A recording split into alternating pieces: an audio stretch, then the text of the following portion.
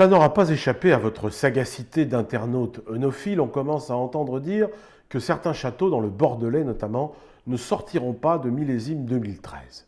Pas assez bon, trop d'eau au printemps, trop d'eau pendant la vendange, bref, un millésime dont on ne voudrait même pas pour la daube ou la sangria.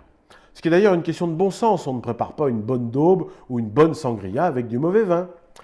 Dans la chronique de la semaine dernière, à laquelle je vous renvoie, je vous expliquais comment s'y prendre pour extraire de l'eau d'une vendange trop arrosée grâce à la technique de l'osmose inverse. Mais bien sûr, seuls les plus grands châteaux peuvent y avoir recours compte tenu du coût d'un tel procédé. Pour les autres, hélas, il faut se contenter d'un vin médiocre, sans doute aussi difficile à vendre qu'un congélateur à un Inuit.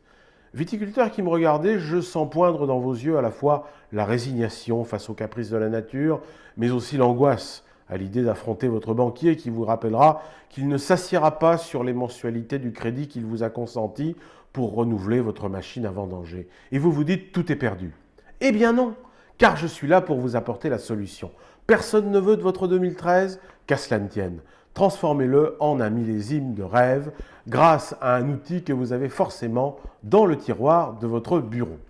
Voici une étiquette d'un mauvais 2013.